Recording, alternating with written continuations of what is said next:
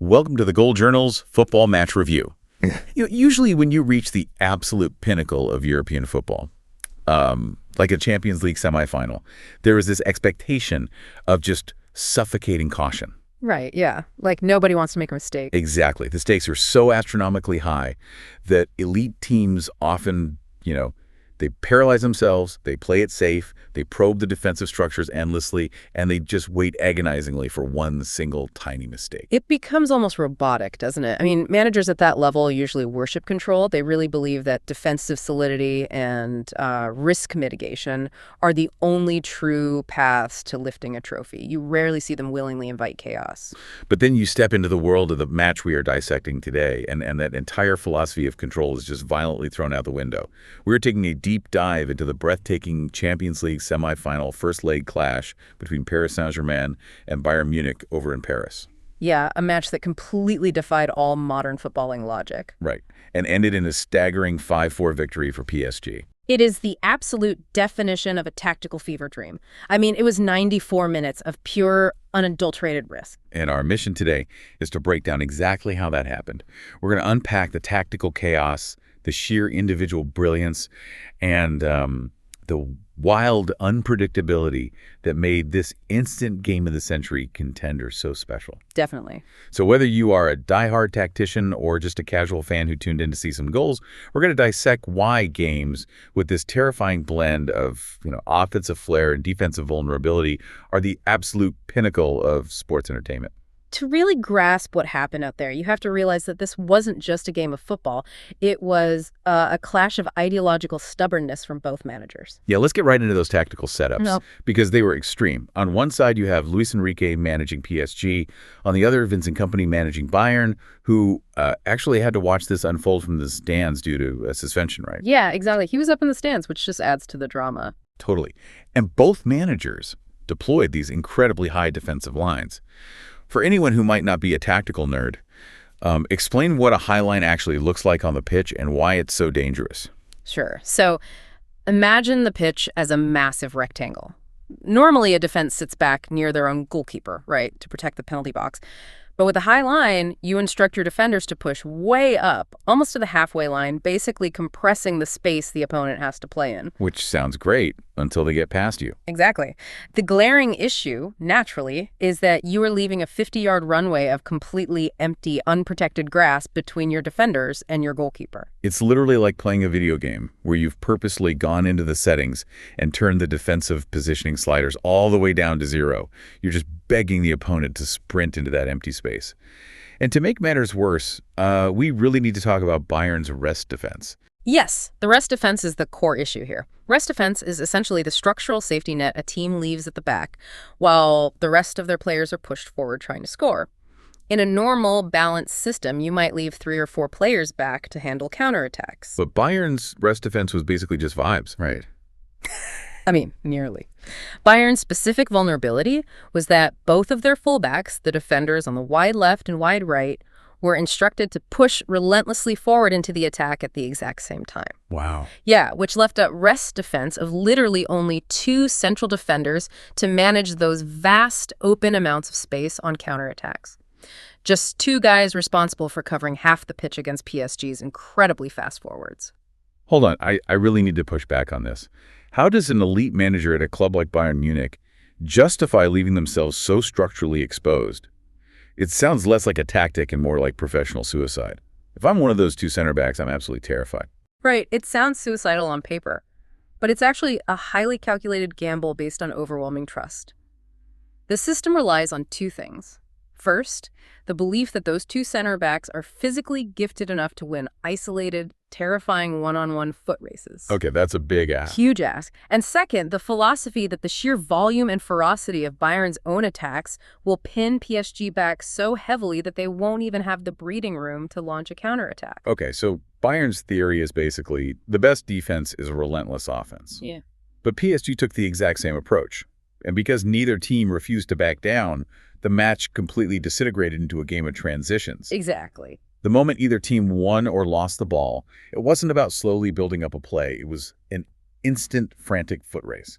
That's why it was so captivating for a neutral fan. It stripped away all the robotic, mid-pitch stalemates we've come to expect in modern football. When both teams bypass the midfield entirely, the game becomes just a series of raw one-on-one duels. If you lose the ball, there is no time to organize. The opponent is already sprinting at your penalty box. Which brings us to the most entertaining part of this whole setup. You can leave all the space in the world open, but a team still needs the individual brilliance to actually exploit it. Right, the tactics just set the stage. Exactly. The tactical setups created this wide-open canvas of chaos, but the players had to paint the masterpiece. And for Bayern Munich, the architect of that exploitation was Michael Olise. Oh, his performance was beyond elite. He was operating on a completely different processing speed than anyone else on the pitch. The data on his performance is incredible. He was continuously bypassing PSG's high press. We were talking about him dancing past world-class defenders like Nuno Mendes and Marquinhos as if they were training cones. Yeah, just breezing past them. And he capped it off with a stunning thunderbolt strike from a central area. PSG inexplicably failed to close him down, and he punished them instantly. But to understand why Olise is so effective at breaking down those defensive lines, we need to look at his biomechanics and his playing style, it's deeply rooted in his backstory. This isn't your standard factory-produced academy talent. All right, there's a really fascinating history here. He was actually rejected by both the Chelsea and Manchester City academies early on. He spent 6 months completely without a club. Which is wild to think about now. Completely wild. He had to rebuild his entire career from the ground up in the grueling English Championship with Reading, then earned his way to Crystal Palace, and now he is just tearing it up at Bayern Munich. And that journey forged a very specific type of player. When you come through an elite academy, you are drilled into highly predictable, synchronized patterns. But because Olise had to survive in the lower leagues, he developed this reactive, unorthodox street style of dribbling. He is completely unchoreographed. Which explains why he's putting up staggering numbers. I mean, he is the first player since Leroy Sané and Robert Lewandowski to notch 5+ goals and 5+ assists in a single Champions League campaign. Across all competitions this season, he's sitting at over 20 goals and 20 assists. Just unbelievable stats. But as an analyst, explain the mechanics to me. How is a defender even supposed to prepare for a player with zero predictable patterns? They almost can't. Think about a defender like Nuno Mendes. Usually, he studies tape to find a winger's tendencies. Does the winger favor his left foot? Does he drop his shoulder before cutting inside? With Olise, the answer is basically he does whatever the defender doesn't want him to do. Right, he just adapts on the fly. Exactly. Olise has the technical ability to shift his hips outside but instantly cut inside without losing a fraction of his speed. It creates this paralysis by analysis for the defender. And in a high-line system, a half second of mental indecision means Olise is already past you. Wow. But Olise wasn't picking PSG apart entirely on his own. Harry Kane put in a complete center-forward performance. Yes, he scored the opening penalty, making him the first English player ever to score in 6 consecutive Champions League games. But his real impact wasn't scoring. It was dropping deep. Exactly. Kane recognized the chaos and realized that if he stood up top, he'd be isolated. So he started dropping way back into the midfield to act as the primary playmaker. Explain how that works, because usually you want your star striker near the goal, right? Great. Why is him dropping back into the midfield so dangerous for PSG? Think of the tactical setup like a giant rubber band. PSG's defensive line is pushing high to stay compact. When Kane drops deep into the midfield to receive the ball, one of PSG's center backs has to make a split-second choice. Do I break the defensive line and follow Kane, or do I let him turn with the ball? Ah, I see. Right. By dropping deep, Kane pulls the center back out of position, stretching that rubber band and creating a massive void in the defense. And once that void is created, Kane's vision takes over. He was launching these pinpoint, sweeping long balls perfectly into the space he just forced PSG to vacate, completely dictating Bayern's attacking flow. It's the evolution of the modern striker. He essentially acted as a quarterback, recognizing where the coverage was thinnest and dropping the ball right into Olise's path. So Bayern's offensive mechanics were just humming. Kane dropping deep to create time and space, Olise exploiting it. But logic dictates that for PSG to counter this, they had to destroy the one thing Kane needed, which is time on the ball. And Luis Enrique's solution to that was an unyielding collective forward pressure, spearheaded by Ousmane and Dembélé. The physical output from PSG's front line was relentless. And Dembele's individual game was an unbelievable story of psychological redemption. Early on in this massive match, Dembélé misses an absolute sitter, like a golden point-blank opportunity. Now, usually when a forward misses a chance like that under the bright lights, you see their shoulders slump. Oh, yeah. The crowd groans, their confidence shatters, and they hide for the rest of the half. It's a very common psychological collapse. But Dembélé simply refused to let it break him. He doubled down on his effort and eventually scored twice, a high-pressure penalty, and then a brilliant, composed finish to make the score 5-2. I have to ask, though, wait, Luis Enrique's system demands extreme aggression. If a player misses an easy goal, how does a manager at this level avoid tearing into them? Doesn't the Champions League demand ruthless perfection? Well, that's the old school mentality, but Enrique has cultivated a very different psychological environment. He explicitly preaches that if you are playing aggressive, high-risk football, mistakes are not just possible, they are an inevitable byproduct. The only sin in Enrique's system isn't missing a shot, it's failing to press the moment you lose the ball. And Dembélé executed that pressing mandate flawlessly. His defensive work rate was absurd for a winger. He didn't retreat into his own head after the miss. He just threw himself into the physical labor of disrupting Bayern's attempts to build out from the back. Which is actually the perfect coping mechanism for a missed chance. By forcing turnovers through sheer effort, Dembélé kept himself physically and mentally engaged in the rhythm of the game until his finishing touch returned. There's also this incredible human element to his performance. Dembélé was constantly matched up against Bayern's central defender, Dayot Upamecano, and they are childhood friends. Yeah, that's such a great detail. Right. They grew up in the exact same neighborhood in France, attended the same youth academy, and here they are, colliding in the most high-stakes environment in club football. It's fascinating because it introduces almost a playground dynamic to elite sports. You're going up against someone who knows your body language and your subconscious habits better than any scouting report ever could.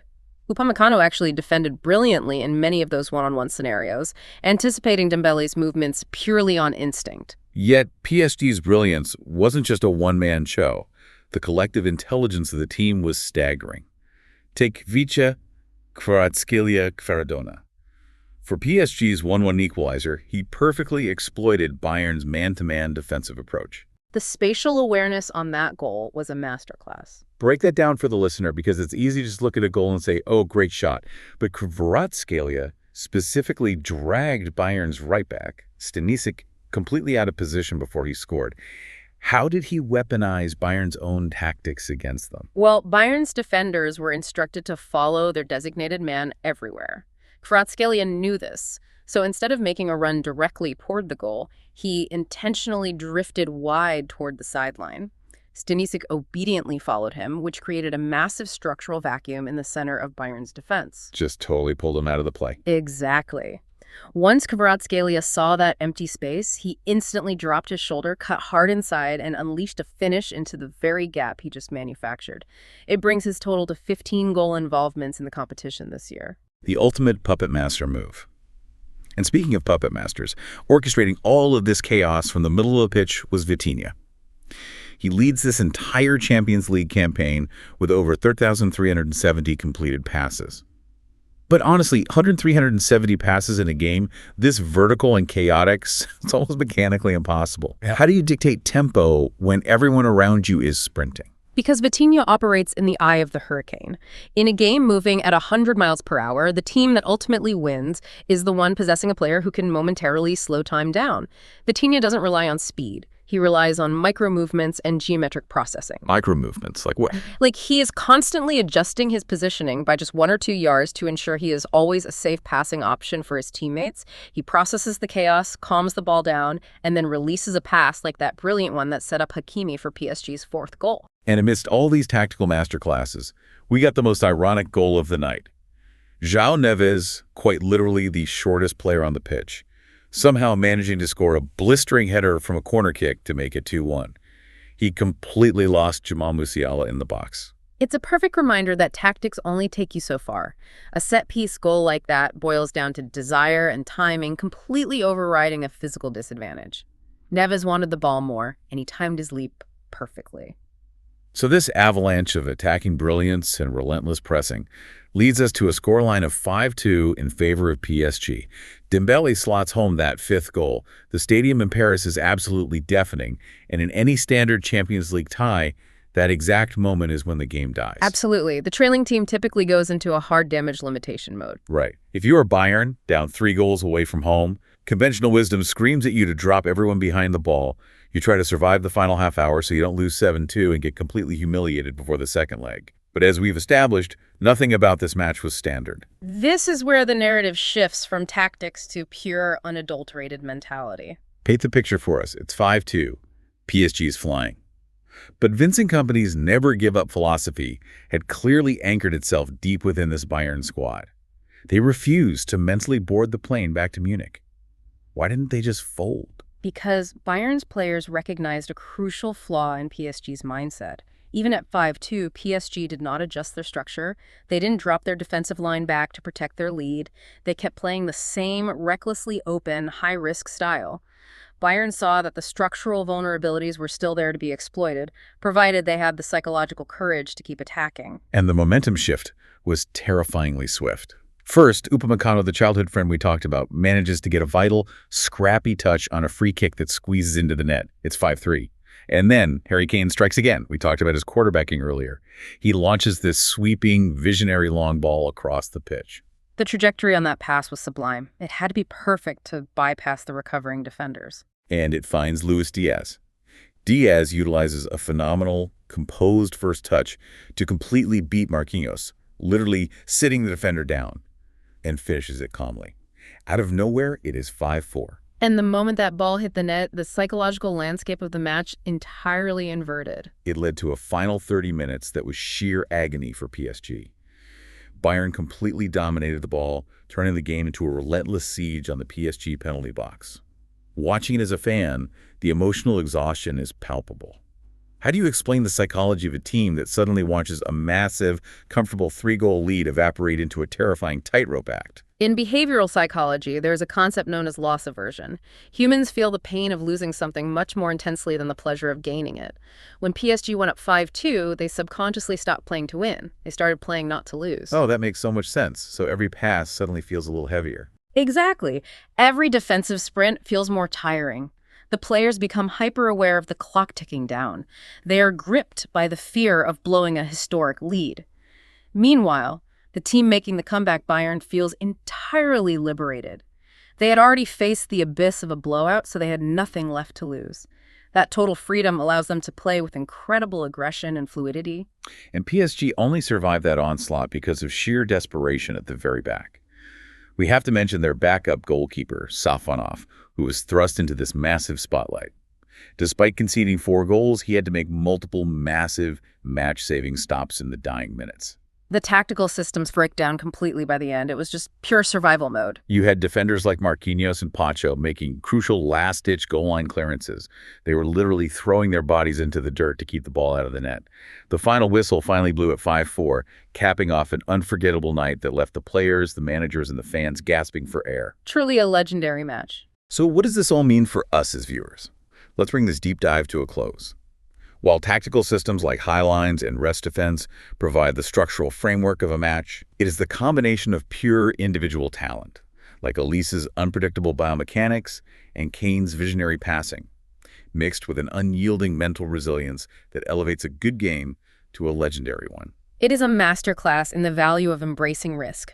Both Luis Enrique and Vincent Kompany accepted immense, almost terrifying vulnerabilities to maximize their own team's strengths. It's a philosophy that applies far beyond the football pitch, you know? Sometimes playing it entirely safe is actually the most dangerous thing you can do. You have to be willing to turn the safety sliders down to 0, which leaves you, the listener, with a final provocative thought to ponder as we look ahead. Extreme risk yielded extreme entertainment in Paris. But heading into the second leg in Munich, with the away goals rule no longer existing to complicate the math, will these two elite managers dare to play Russian roulette with their defensive lines again? Or will the paralyzing fear of elimination finally force them to defend?